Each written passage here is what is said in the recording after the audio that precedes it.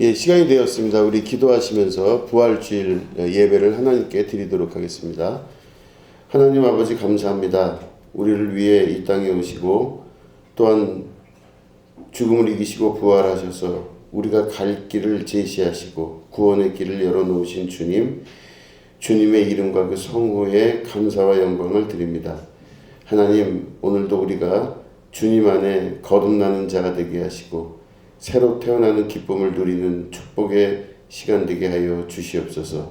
이 시간 예배 가운데 함께 하시는 주님을 높여드리며 예수님의 이름으로 기도드립니다. 아멘. 예, 우리 다 같이 일어나셔서 찬송 8장 함께 찬송하시겠습니다.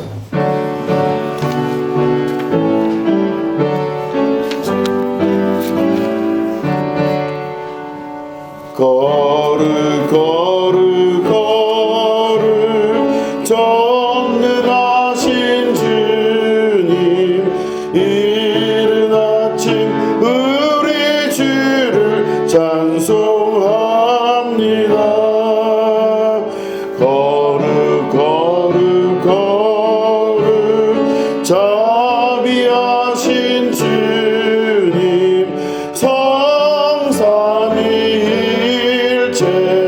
우리 주로다. 거르 거르 거르 주의 보좌 앞에 모든 성도 면류관을 벗어드리네. 전군 전사 모든 주께 영원히 위에 계신 주로다.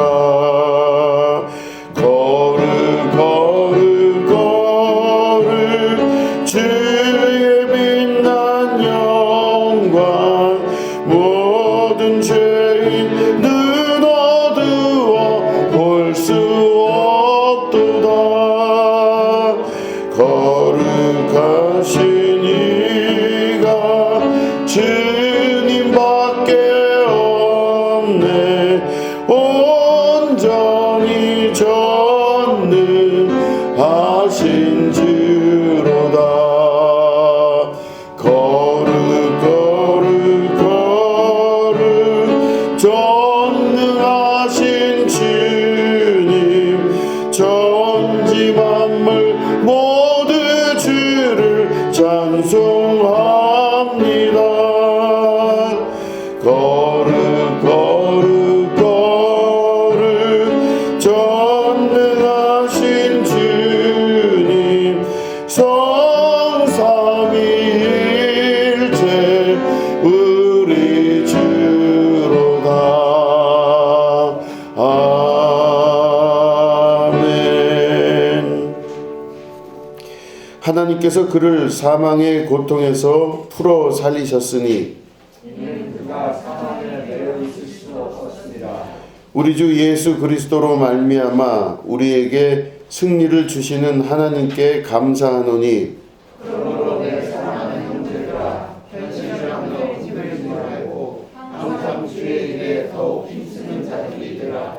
이 말을 할 때에 예수께서 친히 그들 가운데 서서 이르시되 너희에게 평강이 있을지어다 하시니, 그들이 놀라고 무서워하여 그 보는 것을 영으로 생각한지라. 예수께서 이르시되 어찌하여 두려워하며 어찌하여 마음에 의심이 일어나느냐. 내 손과 발을 보고 나인 줄 알라. 또 나를 만져보라. 영은 살과 뼈가 없으되 너희 보는 바와 같이 나는 있느니라. 그러나 이제 그리스도께서 죽은 자 가운데서 다시 살아나사 잠자는 자들의 첫 열매가 되셨도다. 예수께서 이르시되 나는 부활이요 생명이니 나를 믿는 자는 죽어도 살겠고 무릇 살아서 나를 믿는 자는 영원히 죽지 아니하리니 이것을 네가 믿느냐. 이르되 주여 그러하여다. 주는 그리스도시요 세상이시요 하나님의 아들이신 줄을 믿나이다. 아멘. 자리에 앉아주시기 바랍니다. 찬송 165장 함께 찬송하시겠습니다.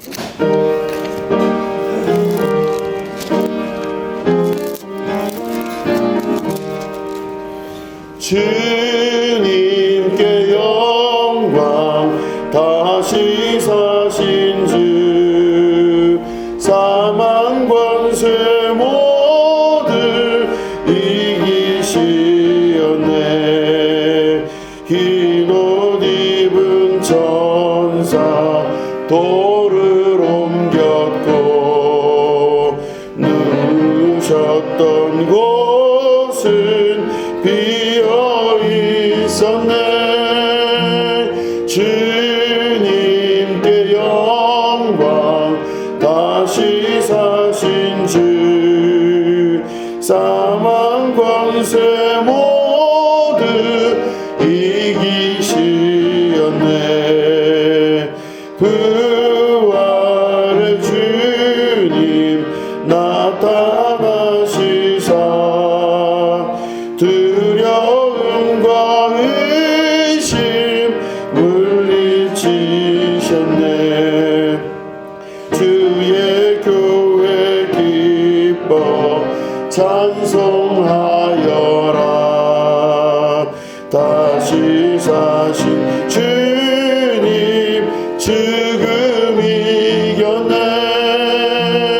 주님께 영광.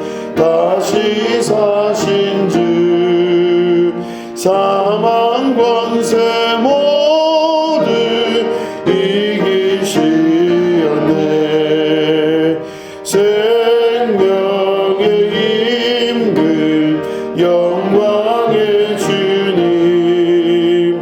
주님 없는 삶은 헛될 뿐이라. 주의 사랑으로 세상 이기고 요단 건너 공양 가게 하소서. 주님께 영광. 다시 사신 주 사망 권세 모두 이기시었네. 드려진 예물을 위해서 기도하겠습니다. 사랑과 은혜가 많으신 하나님 아버지, 부활하신 주님을 찬양하며 또 감사하는 마음으로 하나님께 예물을 드립니다. 하나님께서 우리 이 땅에 우리의 삶 가운데 승리를 주셨습니다. 그리스도 예수의 이름으로 그 모든 것 가운데 승리를 주신 주님, 오늘도 우리와 함께 하셔서 부활하신 주님의 승리의 기쁨이 우리 삶 속에 녹아들으며 실제적으로 살아낼 수 있는 축복과 기쁨의 삶이 되게 하여 주시옵소서. 앞을 향하여 전진하며 나가는 믿음의 백성 되게 하여 주시고, 하나님께서 주시는 신령한 은혜로 승리하게 하여 주시옵시며, 하나님께서 주시는 거룩하신 성령의 은혜 가운데 이끄심 받는 축복의 자녀들 되게 하여 주시옵소서. 이 땅에 살아가는 삶은 짧은 삶인 줄로 믿습니다.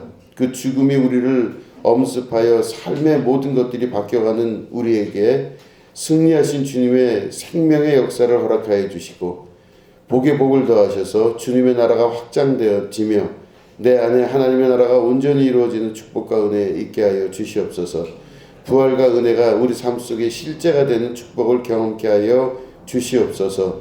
감사드리며 예수님의 이름으로 간절히 축복하며 기도드립니다. 아멘. 예, 우리 하나님 말씀 함께 보시겠습니다. 누가복음 24장 1절서부터 12절까지 있는 말씀입니다.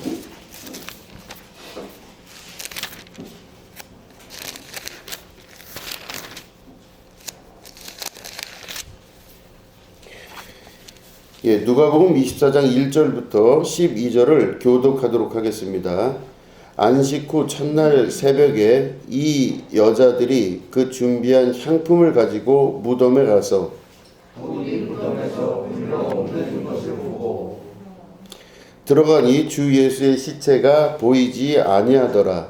이로 인하여 근심할 때 문득 찬란한 옷을 입은 두 사람이 그에서 든지라. 여자들이 두려워 얼굴을 땅에 대니 두 사람이 이르되 어찌하여 살아있는 자를 죽은 자 가운데서 찾느냐. 여기 계시다고 말씀하셨느니라. 갈릴리에 계실 때에 너희에게 어떤 말씀하셨는지를 기억하라. 이르시기를 인자가 죄인의 손에 넘겨져 십자가에 못 박히고 제3일에 다시 살아나야 하리라 하셨느니라 한데 그들이 예수의 말씀을 기억하고 무덤에서 돌아가 이 모든 것을 11사도와 다른 모든 이에게 알리니 이 여자들은 막달라 마리아와 요한나와 야고보의 모친 마리아야 또 그들과 함께한 다른 여자들도 그것을 사도들에게 알리니라.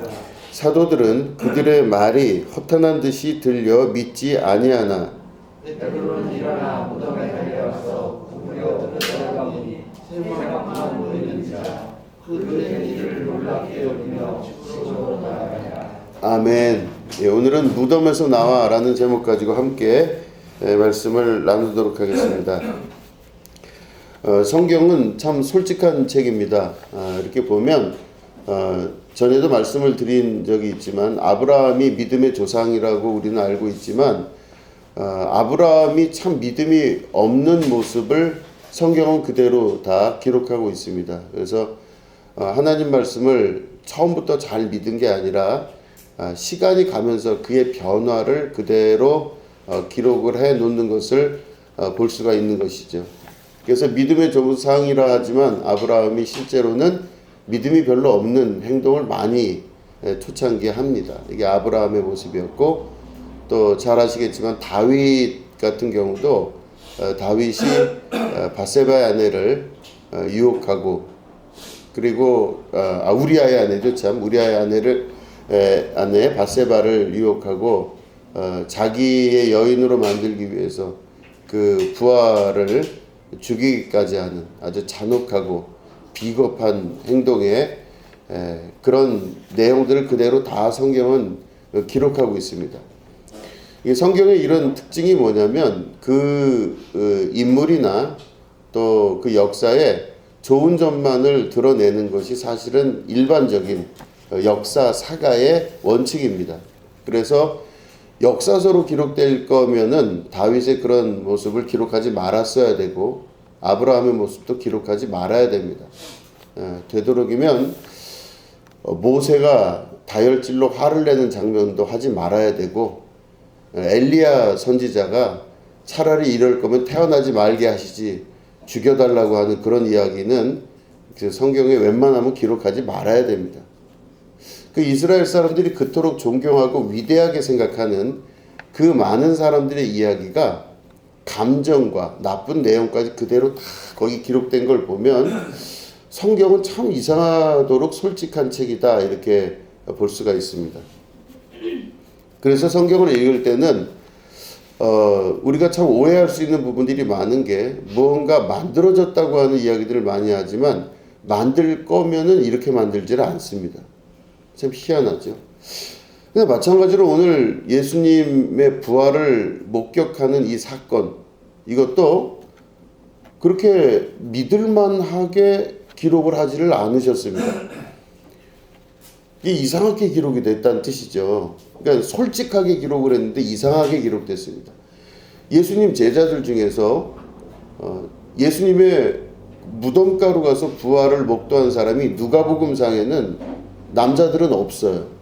여자들만 가서 이제 예수님이 부활하셨다. 이제 부활하셨다기보단 시체가 없어졌다. 시신이 없어졌다.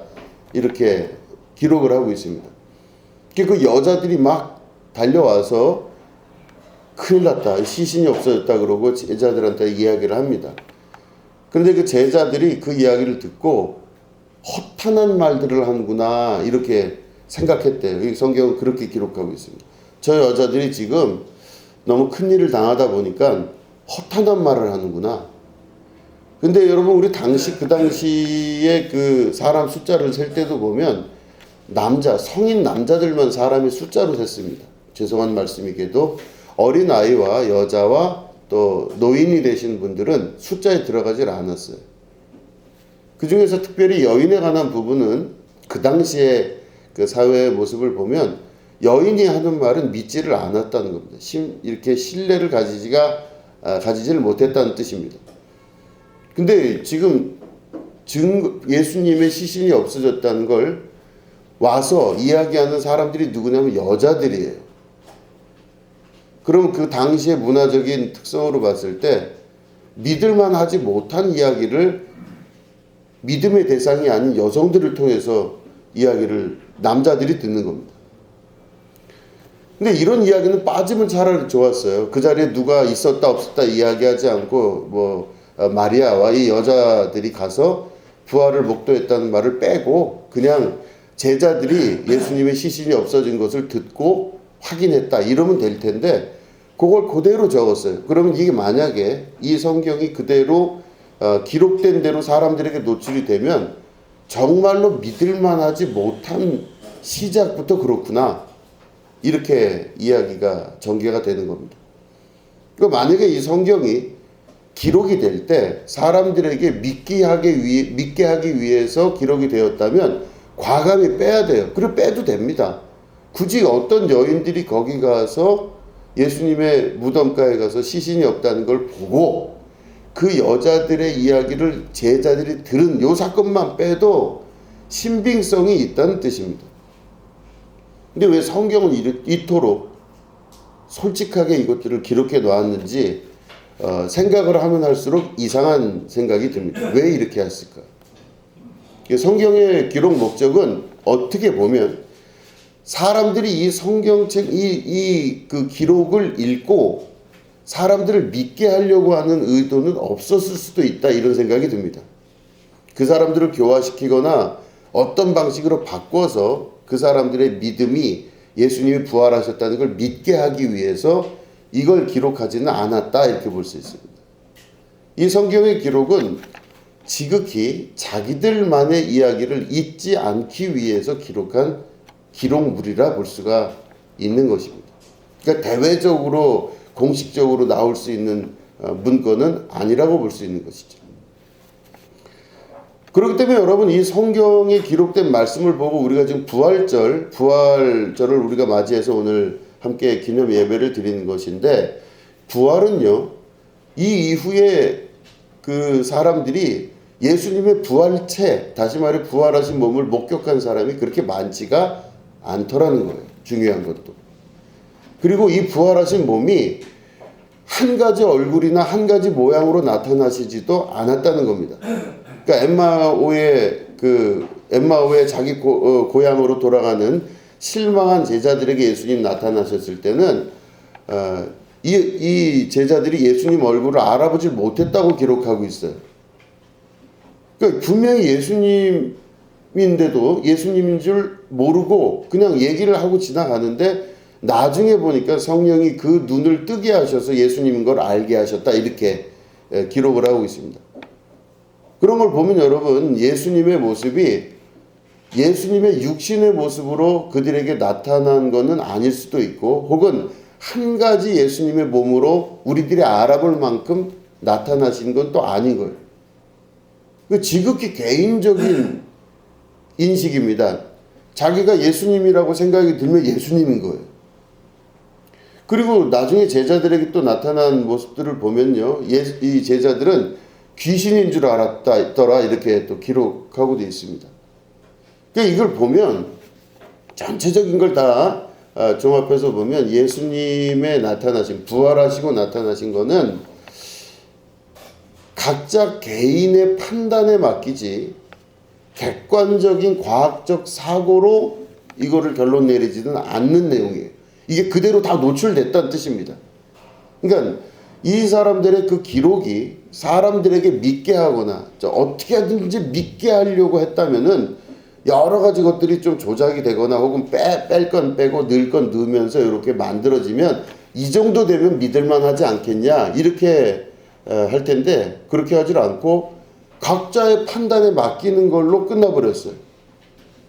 그 예수님 부활하시고 나서 승천하는 장면도 많은 제자들이 본 것도 아닙니다.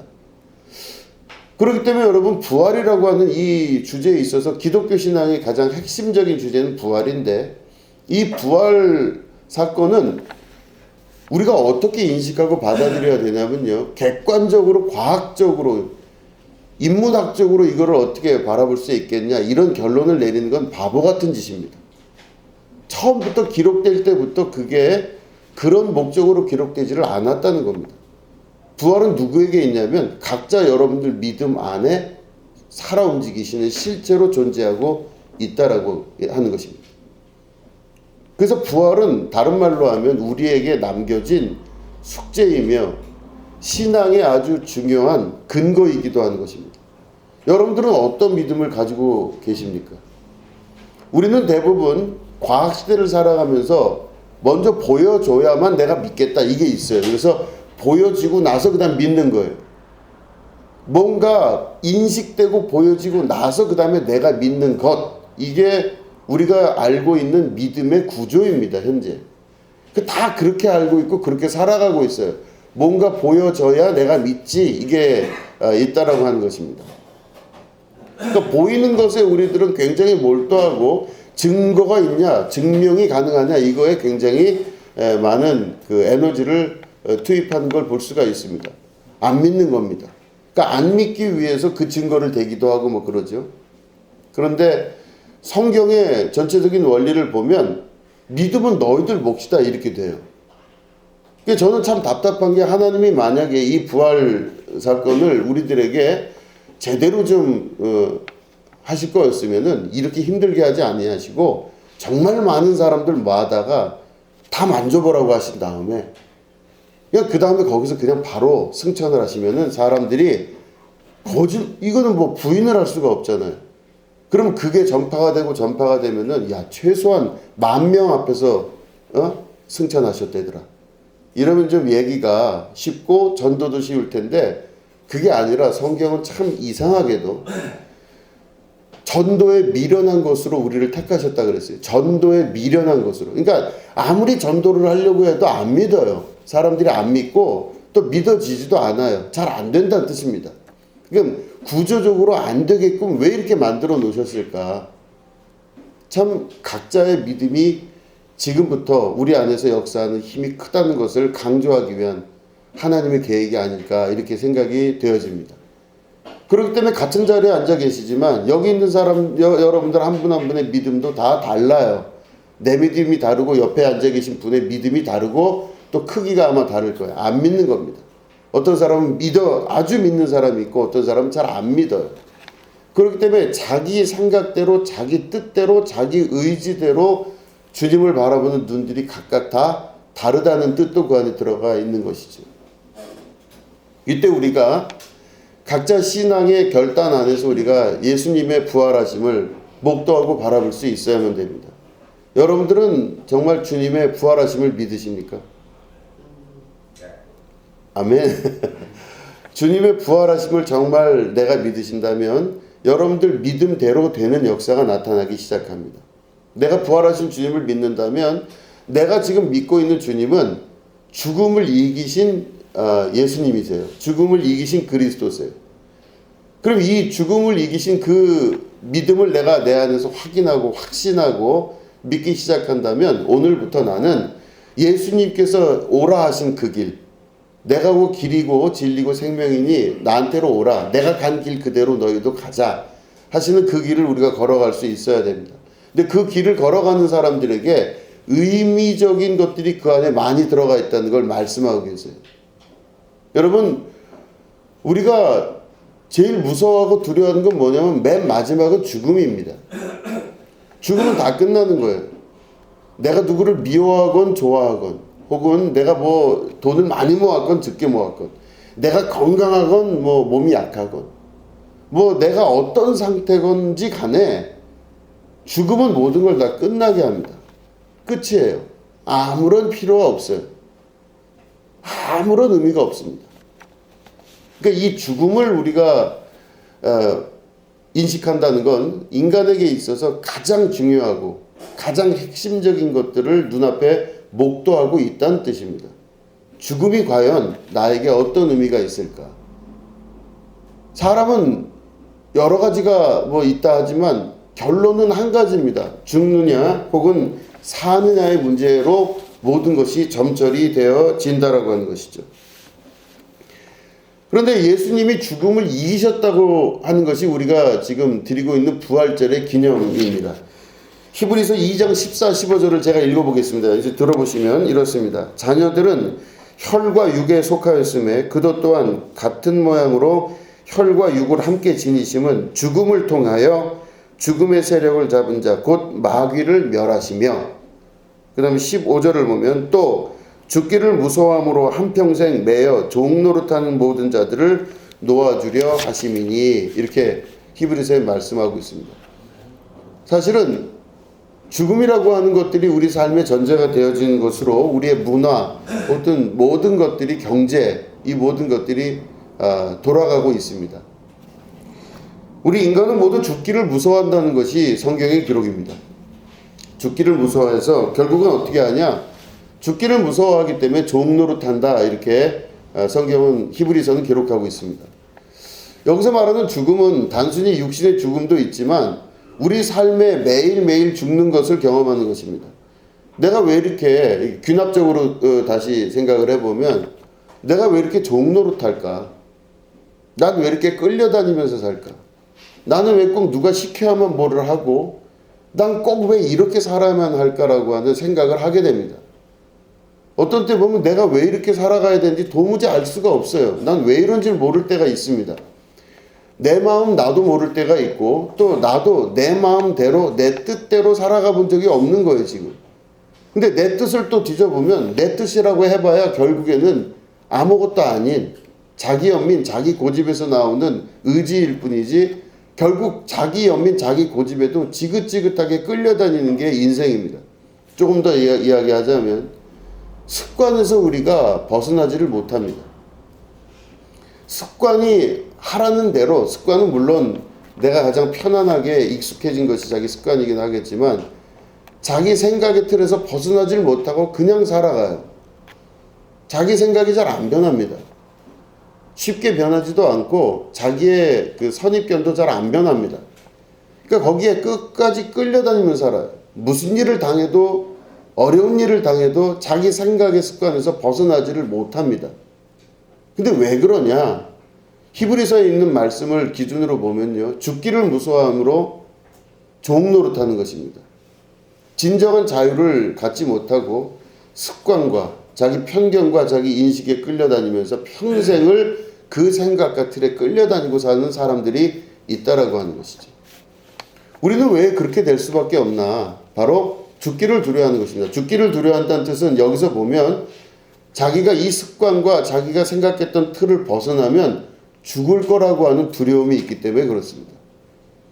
이 생각에서 벗어나면 죽을 수도 있어. 내가 지금까지 내 경험상 이 생각 안에서 살았으니까 이 생각이 나한테 편한 거야. 그러니까 자기의 생각 안에서 벗어나는 게 자기에겐 다른 말로 하면 죽음을 말하는 것입니다.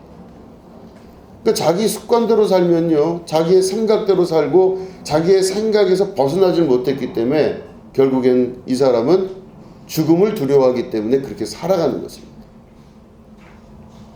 뭐 대면에서 보면 알을 깨고 나온다 말씀 많이 드렸지만, 새가 알 안에 있으면요, 이 새가 이제 이 알 속에서 깨어날 때 자기가 점점점 커지는 겁니다. 이렇게 살이 쪄서 점점점 그 알 안에서 공간을,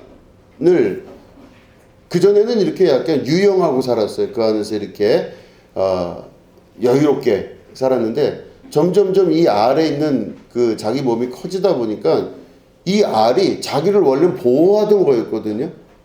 자기를 보호하던 알이었습니다. 그래서 외부로부터 그 여러 가지 오염물질, 잘못된 것들이 들어오지 못하게 하고 요 안에 있는 그 자기 몸이 잘 자랄 수 있도록 보호해 주는 게 원래 알이에요.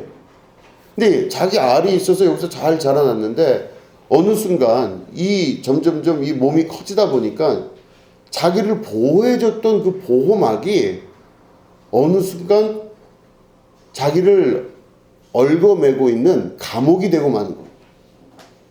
그 죽는 줄 자기도 알아요. 그 속에서 숨이 막혀 질식해 죽는 듯한 걸 자기도 경험하지만 죽음을 택할 거냐 아니면 알을 깨고 나올 거냐 둘 중에 하나인데, 알을 깨는 것을 대부분 두려워한다는 뜻이죠. 그래서 죽음을 두려워하여서 차라리 종노릇하면서 하는 걸 택하는 게 우리가 가지고 있는 육신의 본성이고 본능이라는 것입니다. 그래서 알을 깨고 나와서 새로운 세계를 보면 훨씬 더 넓고 알보다 훨씬 더 크고, 그리고 이제는 자기 스스로 걷고 자기 스스로 생각하고 자기 스스로 결정할 수 있는 진정한 자유인이 돼야 되는데, 그렇게 하는 것 자체가, 알을 깨는 것 자체가 너무 힘든 거예요. 그러니까 알을 깨지 못하니까 결국엔 그 안에서 그냥 종노릇하면서 살다가 죽어가는 걸 택하는 것. 이게 인간의 본성이고 그 뜻이라고 하는 것입니다. 그러니까 우리는 그런 모습들을 원래 갖고 있어요. 죄의 본성은 자기가 가지고 있는 자기의 본능, 본성, 그 육체, 이 과거, 이런 것들이 그 안에다 들어가 있습니다. 그러니까 다른 말로 하면 예수님이 무덤에서 나오셨잖아요. 이렇게 무덤에서 그 시신이 없어지셨어요. 그러니까 돌아가신 분이 시신인데, 천사가 이야기하기를 너희들은 왜 살아계신 분을 죽은 자들 가운데서 찾느냐, 이렇게 말씀하세요. 그러니까 예수님은 죽으신 적이 없어요. 시신이 아니란 뜻입니다. 그러니까 무덤에서 나오신 거예요. 이 무덤이 갖고 있는 의미는 바로 뭐냐면 자기의 과거가 무덤입니다. 왜냐하면 육체가 죽으면 무덤에 갇히게 되는데, 육체는 곧 과거거든요. 시간으로 볼 때 육체는 과거입니다. 그리고 우리의 육체는 우리의 본성입니다. 육체의 본성, 이런 것들이, 그리고 육체는 곧 죄를 말합니다. 과거와 죄와 육체의 본성이 무덤이라고 하는 곳에 들어가 있는 것인데, 거기서부터 예수님이 나오셨어요. 다른 말로 하면 육체를 이기시고 본성을 이기시고 죽음을 이기셔서 밖으로 나오신, 이게 바로 부활의 실제 사건이라고 하는 것입니다.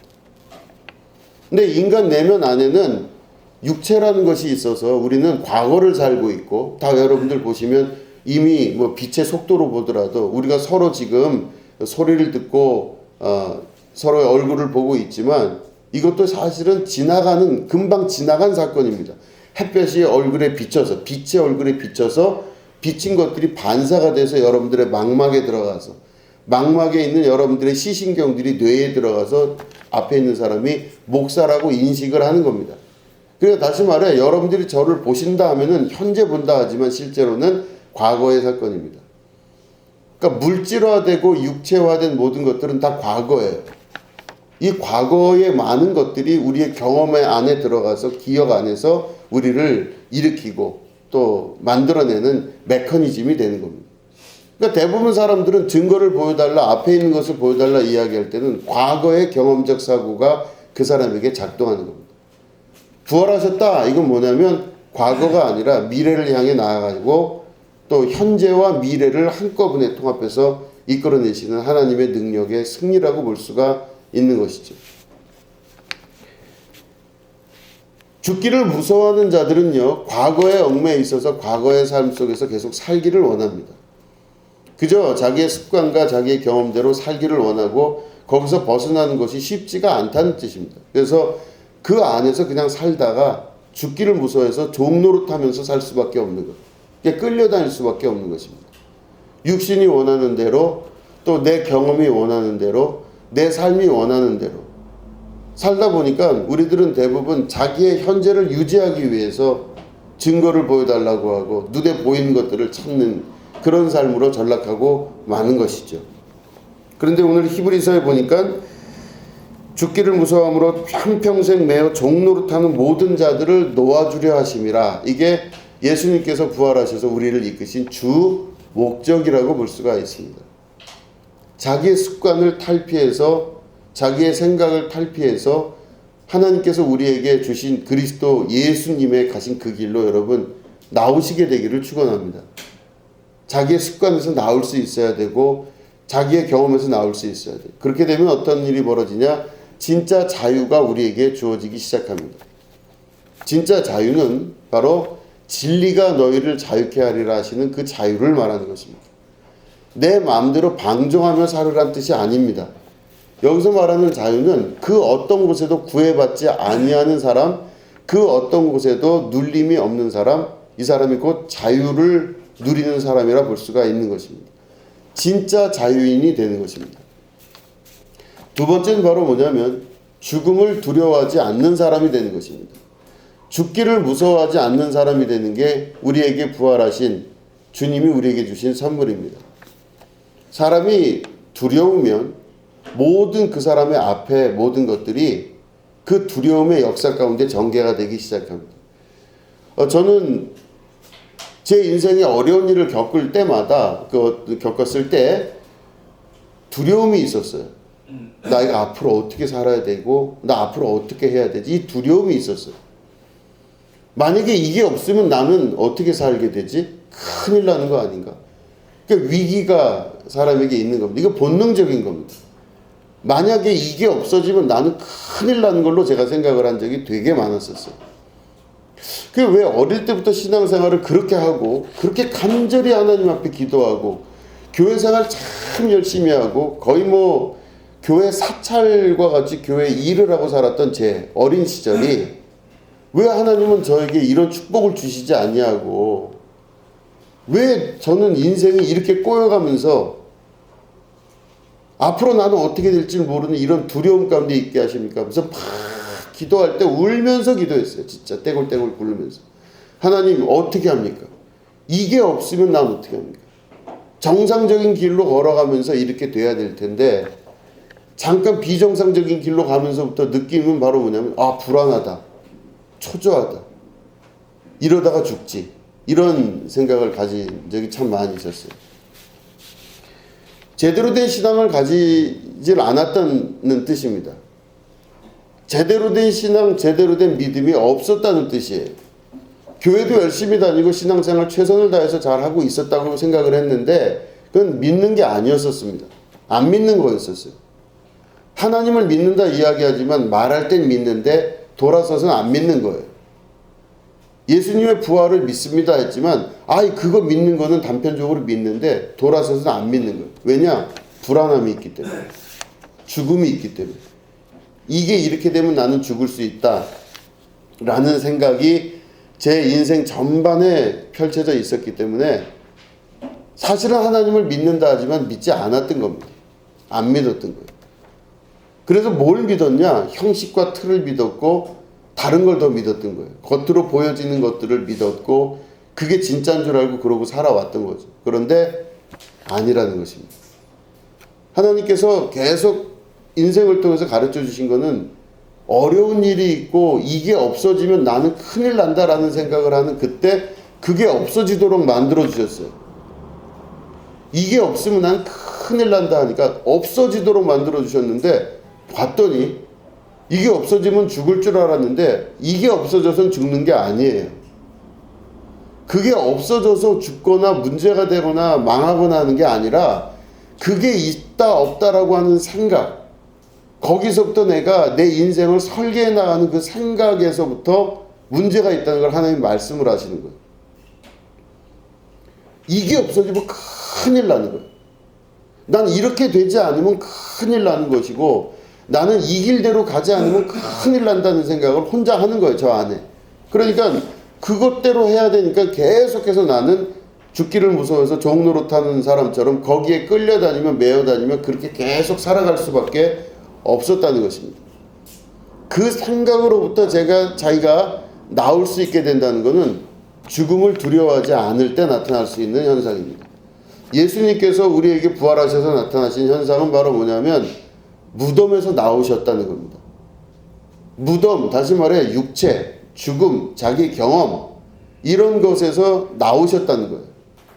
나오시고 결국 이기셨다는 겁니다. 죽음을 이긴다고 하는 것은요, 그게 없으면 난 죽는다라고 하는 생각을 버리시란 뜻입니다. 이게 없어지면 혹은 이게 안 되면 나는 죽을 수도 있다. 나는 망한 거다. 내 인생은 끝이다. 뭐 요즘 이생망이라고 하죠. 이번 생은 망한 거다. 뭐 이런 얘기 많이 하는데 그게 아니라고 하는 뜻입니다. 이럴 수도 있고 저럴 수도 있는데 그거를 꼭 하나로 내가 규정지어서 이게 안 되면 혹은 이게 없으면 나는 죽는 것이다 라고 스스로 생각하는 것. 그렇기 때문에 자기를 쳐서 복종시켜서 그 나에게 죽음을 주는 세력 거기에 그냥 무릎을 꿇고 그대로 쫓아가고 살을 수밖에 없다라는 것이죠. 근데 거기서 나오신 주님은 우리에게 그렇게 사는 것이 아니다라는 새로운 방식의 방법을 가르쳐 주시는 것입니다. 여러분, 죽음은 없습니다. 여러분, 우리가 생각하고 있는 그런 식의 죽음은 없다는 걸 여러분 믿음으로 받아들일 수 있어야 됩니다. 삶을 받아들이실 때 이게 없으면 죽는다? 여러분 절대 죽지 않습니다. 다 그 안에서 살아나고 역사하는 힘이 새롭게 또 나타나게 되는 것입니다. 죽음을 두려워하지 아니하는 사람들은 삶의 기조가 바뀌고 바라보는 시각과 인식이 다 달라지게 되어 있습니다. 우리가 새로운 것을 추구하고 나아갈 수 있는 것은 죽음을 두려워하지 않고, 다시 말해 과거를 우리가 버리고 미래를 향해 나아갈 수 있고, 육신을 버리고 영을 향해 나아갈 수 있고, 눈에 보이는 안목을 쫓아가지 아니하고 보이지 아니하는 세계를 향해 나아갈 수 있는 좀 더 진보된 발전된 사람으로 살아갈 수 있게 된다라고 하는 것입니다.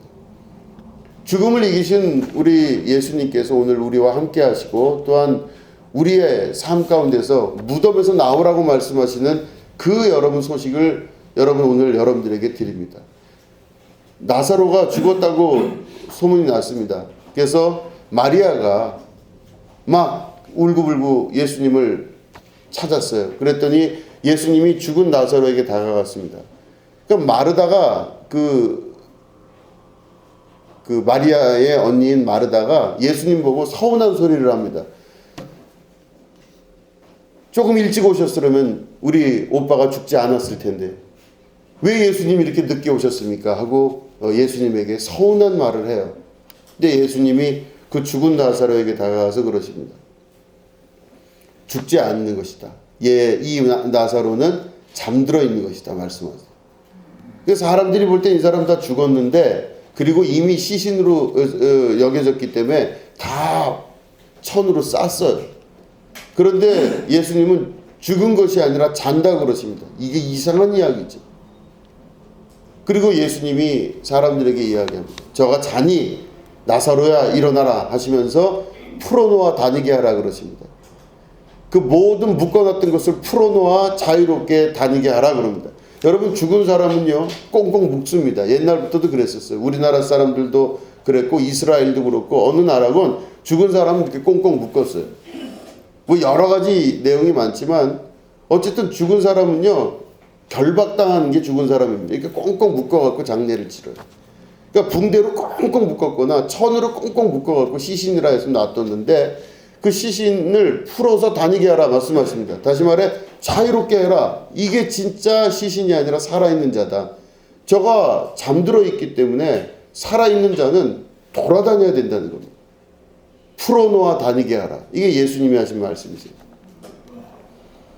자유로울 수 있다는 것은 결국엔 무언가에 얽매이고 무언가에 묶여 사는 자가 아니라 자기 스스로 그 안에 자유를 누리며 느끼며 살 수 있는 사람을 말하는 것입니다. 예수님의 부활하심은 바로 죽어있는 자가 아니라 살아있는 자로 우리를 부활체로 인정하시는 분이 역사이신 예수님이십니다. 예수님의 그 부활하심은 그래서 우리들에게 자유롭게, 또한 풀어놓아 자유롭게 다니도록 하시는 그 말씀을 이루시는 역사를 우리에게 주시는 것입니다. 여러분, 부활하신 주님이 우리 가운데 실제가 되는 역사를 경험해야 됩니다. 우리 안에 있는 진정한 자유를 경험할 수 있어야 됩니다. 내가 1번으로 놨던 이게 없어지면 나는 큰일 난다. 내 인생은 이렇게 해야 되는데 이렇게 되지 않으면 나는 망한 것이다. 이생망이다. 뭐 이런 식의 말을 하면서 자기 인생을 재단하고 결정 내리는 그 모든 것들에게서 자유로울 수 있으셔야 됩니다. 세상에 우리의 죽음을 근거로, 우리의 두려움을 근거로 우리를 잡는 모든 세력은 예수 그리스도의 이름으로 저주하여 떠나가게 되는 것입니다. 우리는 절대 죽음을 경험하지 않게 될 것입니다. 살아서 나를 믿는 자는 영원히 살게 되겠다 말씀하셨습니다. 우리는 육신의 죽음을 단순한 죽음이라고 생각하지만 실제적인 죽음은 영의 죽음입니다. 영 죽은 나를 살리러 오신 주님, 우리는 육신의 죽음은 변화되는 것에 대한 경험을 하는 것입니다. 그래서 기독교에서는 육신의 죽음은 단순한 죽음이 아니라 변화를 경험하는 겁니다. 애벌레가 나비가 되듯이 자기가 갖고 있었던 육신의 몸이 다른 부활체로 바뀌는 것을 말하는 것입니다. 그렇기 때문에 지금 현재 내가 갖고 있는 이 몸도 영원하지 않다는 걸 우리가 알고 있어야 되고, 내가 지금 경험하고 알고 있는 내 몸으로 생각, 감정, 오감으로 알고 있는 인식되어지는 세계도 진짜가 아니라는 걸 깨달아 알 수 있어야 됩니다. 이 세계가 전부라고 알고 있었던, 땅바닥을 기면서 살아야만 됐던 에버일레의 삶이 내 인생 전체가 아니라는 것을 깨달아 알 수 있어야 됩니다. 언제가 내 육신을 벗고 새로운 삶으로 돌아갈 수 있는 것, 이게 바로 영적인 삶을 말하는 것이죠. 그걸 예수님께서 우리에게 실제적으로 말씀하셨고 또한 본인이 그 길을 걸어가셔서 우리에게 가르쳐 주신 것입니다. 우리가 예수님을 믿는다, 그 길이 맞다 이렇게 여겨질 때는 그걸 믿는 삶을 살아가는 것입니다.